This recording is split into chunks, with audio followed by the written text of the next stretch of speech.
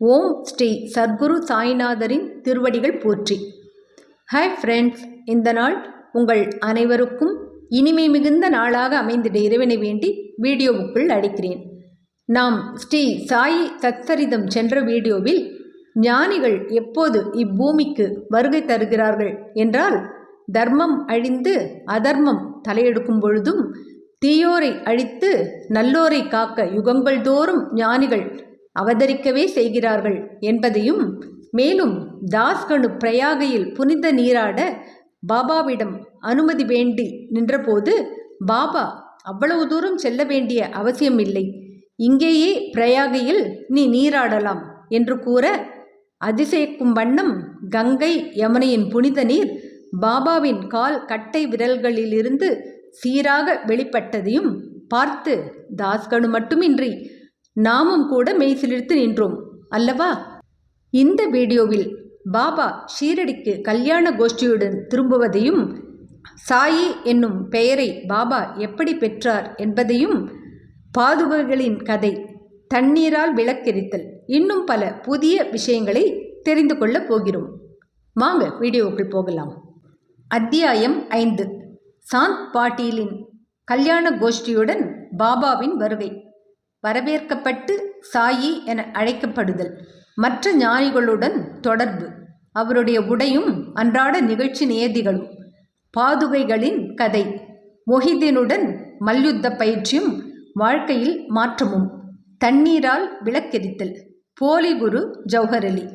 சாந்த் பாட்டீலின் கல்யாண கோஷ்டியுடன் பாபா திரும்புதல். சென்ற அத்தியாயத்தில் குறிப்பிட்டபடி இப்போது முதலில் சாய்பாபா காணாமற் போன பிறகு ஷீரடிக்கு எங்கனம் திரும்பி வந்தார் என்பதை விவரிக்கிறேன். நைஜாம் சமஸ்தானத்தை சேர்ந்த அவுரங்காபாத் ஜில்லாவில் உள்ள தூப்காவன் என்கிற கிராமத்தில் சாந்த் பாட்டீல் என்ற வசதியுள்ள முகமதிய பெருந்தகை ஒருவர் இருந்தார். அவர் அவுரங்காபாத்துக்கு போய்க் கொண்டிருக்கையில் ஒரு பெண் குதிரையை தொலைத்து விட்டார். 2 மாதங்கள் பிரயாசையுடன் தேடினார். ஆனாலும் காணாமல் போன அக்குதிரையை பற்றி கொஞ்சமும் தகவல் பெற இயலவில்லை. ஏமாற்றத்துடன் குதிரை சேணத்தை தன் தோளில் போட்டுக்கொண்டு அவுரங்காபாத்திலிருந்து திரும்பிக் கொண்டிருந்தார். 4½ காத தூரம் பிரயாணம் செய்த பின்னர் ஒரு மாமரத்தின் அருகில் வந்தார். அதன் அடியில் ஒரு பக்கிரி, விசித்திர மனிதர் உட்கார்ந்து இருந்தார். அவரது தலையில் ஒரு குல்லாய் இருந்தது. கப்னி என்னும் நீண்ட ஆடை தரித்திருந்தார். கமக்கட்டில் சட்கா என்னும் குட்டையான பருமனான ஒரு தடி வைத்திருந்தார். ஹூக்கா குடிப்பதற்கு தயார் செய்து கொண்டிருந்தார். சாந்த் பாட்டீல் அவ்வழியே போவதைக் கண்டு அவரை தன்னிடத்திற்கு கூப்பிட்டு புகைப்பிடிக்கவும் கொஞ்சம் ஓய்வெடுத்து கொள்ளவும் சொன்னார். அவ்விசித்திர மனிதர் அல்லது பக்கிரி குதிரை சேணத்தை பற்றி வினவினார். சாந்த் பாட்டீல் தனது தொலைந்து போன குதிரையின் மீது இருந்த சேணம் அது என்று கூறினார். அதற்கு அவர் அவரிடம் அருகாமையில் உள்ள சோலை ஒன்றில் தேடும்படி கேட்டுக்கொண்டார். அவர் அங்கே சென்றார். ஆச்சரியத்திலும் ஆச்சரியம், அவர் தன்னுடைய குதிரையை கண்டுபிடித்து விட்டார். அந்த பக்கிரி ஓர் சாதாரண மனிதர் அல்ல, ஆனால் ஓர் அவலியா, பெரும் ஞானி என்று எண்ணினார். குதிரையுடன் பக்கிரியிடம் திரும்பி வந்தார். ஹூக்கா குடிப்பதற்கு தயாராகியது. ஆனாலும் 2 பொருட்கள் தேவைப்பட்டன. குழாயை பற்ற வைப்பதற்கு நெருப்பு, சாபி, புகை இழுக்க பயன்படும் ஒரு துண்டு துணியை நனைப்பதற்கு தண்ணீர். பக்கிரி தனது கத்தியை எடுத்து அதை வலிய நிலத்தில் நுழைத்தார். அதிலிருந்து எரியும் ஒரு நிலக்கரி நெருப்பு துண்டம் வந்தது. அதை அவர் குழாய் வழியிட்டார். பிறகு தமது சட்காவை தரையில் அடித்தார். அவ்விடத்திலிருந்து நீர் கசியத் தொடங்கியது.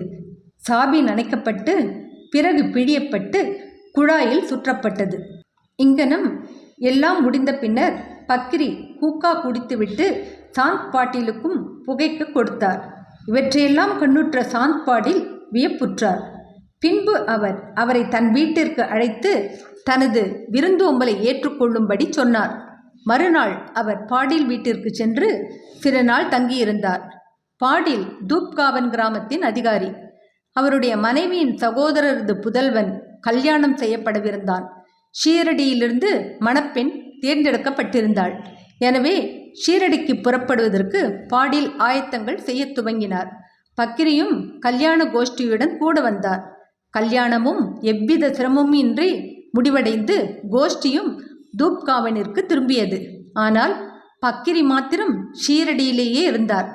பின்னர் அங்கேயே நிரந்தரமாக தங்கினார். சாயி என்னும் பெயரை பக்கிரி எப்படி அடைந்தார்? கல்யாண கோஷ்டி ஷீரடியை அடைந்ததும் கண்டோபா கோவிலுக்கு அருகிலுள்ள ஓர் ஆலமரத்தடியில் வந்து தங்கினர். கண்டோபா கோவிலின் பரந்த வெளியில் வண்டிகள் அவிழ்த்து விடப்பட்டன. கோஷ்டியில் உள்ளவர்கள் எல்லாம் ஒவ்வொருவராக இறங்கினர். பக்கிரியும் கீழே இறங்கினார். இளம் பக்கிரி இறங்கிக் கொண்டிருப்பதை பகத் மஹல்சாபதி கண்ணுற்றார். உடனே யா சாயி, சாயி வர வேண்டும் என்று கூவினார். அதிலிருந்து மற்றவர்களும் அவரை சாயி என்று அழைத்தார்கள். அதிலிருந்து அவர் சாய் பாபா என்னும் பெயரால் அறியப்பட்டார். மற்ற ஞானிகளுடன் தொடர்பு. சாய்பாபா மசூதியில் தங்கத் துவங்கினார். தேவிதாஸ் என்ற ஒரு ஞானி பாபா வருவதற்கு பல ஆண்டுகளுக்கு முன்பே ஷீரடியில் தங்கியிருந்தார். பாபா அவர் தம் நட்பை விரும்பினார். அவருடன் மாருதி கோவிலிலும் சாவடியிலும் தங்கியிருந்தார். சில சமயங்களில் தனியாகவும் இருந்தார். பிறகு ஜானகிதாஸ் என்று மற்றொரு ஞானியும் வந்தார். பாபா அவருடன் பேசிக்கொண்டிருப்பதிலேயே பெரும்பாலான நேரத்தை கழித்தார். அன்றி ஜானகிதாஸ் பாபா தங்கியிருந்த இடத்துக்கு செல்வார். அங்கனமே புன்தாம் பேயினின்று இல்லறத்திலிருந்து வைசிய ஞானியான கங்காகீர் எப்போதும் ஷீரடிக்கு வந்தார். சாய்பாபா தம் இரு கைகளாலும் தண்ணீர் குடத்தை தோட்டத்திற்கு நீர் பாய்ச்சுவதற்காக எடுத்துச் சென்றபோது முதலாக அவரை கண்ட கங்காகீர் ஆச்சரியப்பட்டு வியந்து கூறியதாவது: ஷீரடி ஆசீர்வதிக்கப்பட்டது. அது விலை மதிக்க முடியாத வைரத்தை பெற்றிருக்கிறது. இம்மனிதர் இன்று தண்ணீர் சுமந்து கொண்டிருக்கிறார். ஆனாலும் அவர் சாதாரண மனிதர் அல்ல.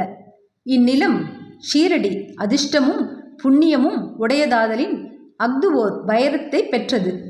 அங்கனமே ஏவலா மடத்தை சேர்ந்த ஆனந்த்நாத் என்பவர் புகழ்பெற்ற ஞானியும் அக்கல்கோட் மகாராஜின் சீடரும் ஆவார். அவர் ஷீரடி மக்கள் சிலருடன் ஷீரடிக்கு வந்திருந்தார். அவர் சாய்பாபாவை தம் முன் கண்டபோது வெளிப்படையாக பின்வருமாறு கூறினார்: இது உண்மையில் விலை மதிக்க முடியாத இரத்தினமாகும். அவர் ஒரு சாதாரண மனிதர் போன்று தோன்றினாலும் அவர் ஒரு சாதாரண கல் அல்ல, ஒரு வைரக்கல். கூடிய விரைவில் நீங்கள் இதை உணர்வீர்கள். இதை கூறிய பின்னர் அவர் ஏவலாவுக்கு திரும்பிவிட்டார். இது சாய்பாபா இளைஞனாய் இருக்கும்போது சொல்லப்பட்டது. பாபாவின் உடையும் அன்றாட நிகழ்ச்சி நியதியும். சாய்பாபா இளம் பருவத்தில் தமது தலையில் முடி வளர்த்தார். தலைமுடியை ஒழுங்குபடுத்துவதே இல்லை. விளையாட்டு வீரனை போன்று அவர் உடை அணிந்தார். அவர் ராகதாவிற்கு சென்றிருந்த போது ஜெந்து, சாமந்தி, ஜாய், மல்லிகை, ஜூய், முல்லை ஆகியவற்றின் சிறிய புஷ்பங்களை கொணர்ந்து தரையை சுத்தப்படுத்தி காய்ந்த நிலத்தை கொத்தி அவற்றை நட்டு தண்ணீர் விட்டார். வாமன் தாத்யா என்னும் ஓர் அடியவர் அவருக்கு தினந்தோறும் 2 பானைகள் கொடுத்தார். இவற்றை கொண்டு பாபா தமது செடிகளுக்கு தண்ணீர் விடுவது வழக்கம். கிணற்றிலிருந்து நீர் இறைத்து மட்குடங்களை தாமே தோளில் தூக்கிச் செல்வார். மாலை நேரங்களில் மண் பானைகள் வேப்ப மரத்தடியில் வைக்கப்பட்டிருக்கும். அவை வெறும் பச்சை மண்ணால் செய்யப்பட்டு சுடப்படாத காரணத்தால் அங்கனம் வைக்கப்பட்ட உடனேயே உடைந்துவிடும். அடுத்த நாள் தாத்யா வேறு 2 புது பானைகள் கொடுப்பார். இந்நிகழ்ச்சி 3 ஆண்டுகள் நடந்தது. சாய்பாபாவின் கடின பயிற்சி, உழைப்பு ஆகியவற்றினால் ஒரு பூந்தோட்டம் வளர்ந்தது. இந்த நிலத்தில் தற்போது பாபாவின் சமாதி மந்திர் என்னும் ஓர் பெரிய மாளிகை இருக்கிறது. இது தற்போது பல பக்தர்களால் அடிக்கடி விஜயம் செய்யப்பட்டு வணங்கப்பட்டு வருகிறது. வேப்ப மரத்தடியில் உள்ள பாதுகைகளின் கதை. பாயி கிருஷ்ணாஜி அலிபாகர் என்பவர் அக்கல்கோட் மகாராஜின் அடியவர். அக்கல்கோட் மகாராஜின் உருவப்படத்தை வழிபட்டார். அவர் ஒருமுறை அக்கல்கோட்டிற்கு சென்று மகாராஜின் பாதுகைகளை தரிசனம் செய்து கொண்டு தன்னுடைய நேர்மையான வழிபாட்டை செலுத்தி வர நினைத்தார். அவர் அங்கு செல்வதற்கு முன் கனவில் ஒரு காட்சியை கண்டார். அக்காட்சியில் அக்கல்கோட் மகாராஜ் தோன்றி அவரிடம், இப்போது ஷீரடியே எனது இருப்பிடம், அங்கு சென்று உனது வழிபாட்டை செலுத்து என்றார். எனவே பாயி தனது திட்டத்தை மாற்றிக்கொண்டு ஷீரடிக்கு வந்து பாபாவை வழிபட்டு 6 மாதங்கள் அங்கு தங்கி மகிழ்ச்சி அடைந்தார். அவருடைய காட்சி முதலியவற்றின் ஞாபகார்த்தமாக அவர் பாதுகைகளை தயாரித்து அதை சக வருடம் 1834 (1912) ஆவணி மாதத்தில் பௌர்ணமி தினத்தன்று தாதா கேல்கர், உபாசனி முதலியோர் நடத்திய உரிய சடங்கு சம்பிரதாயங்களுடன் வேப்ப மரத்தடியில் பிரதிஷ்டை செய்தார். அதன் வழிபாட்டுக்கு ஓர் அந்தணர் நியமிக்கப்பட்டார். அதனுடைய நிர்வாகம் சகுன் மேரு நாயக் என்ற அடியவரிடம் ஒப்புவிக்கப்பட்டது. இக்கதையின் முழு விவரம். தானேவை சேர்ந்த திரு B.V. தேவ் என்னும் ஓய்வு பெற்ற மம்லதார் சாய்பாபாவின் ஒரு பெரிய பக்தர்.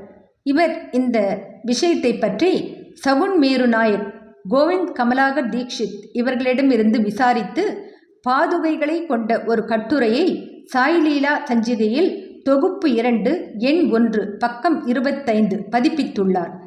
அது கீழ்கண்டவாறு: சக வருடம் 1834 (1912) பம்பாயை சேர்ந்த டாக்டர் ராமராவ் கோதாரி ஒருமுறை ஷீரடிக்கு பாபாவின் தரிசனத்துக்கு வந்தார்.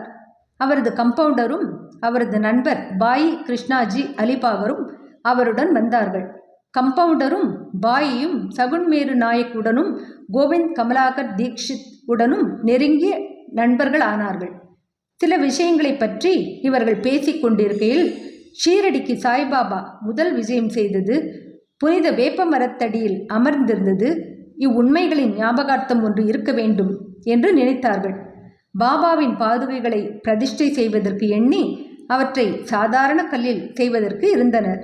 அப்போது பாயின் நண்பரான கம்பவுண்டர் தனது எஜமானரான டாக்டர் ராமராவ் கோதாரியிடம் இதை தெரிவித்தால் அருமையான பாதுகைகளை அவர் வடிவமைப்பார் என்று யோசனை கூறினார்.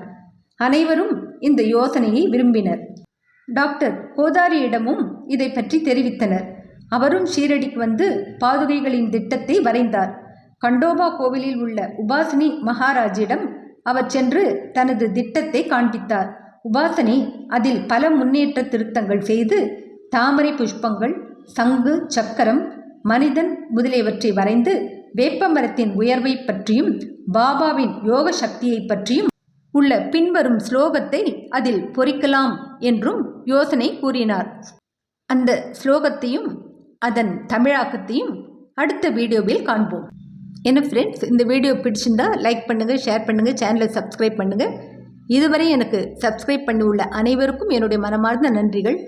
மீண்டும் அடுத்த வீடியோவில் சந்திக்கும் வரை உங்கள் அனைவருக்கும் நன்றி கூறி விடைபெறுகிறேன். வணக்கம்.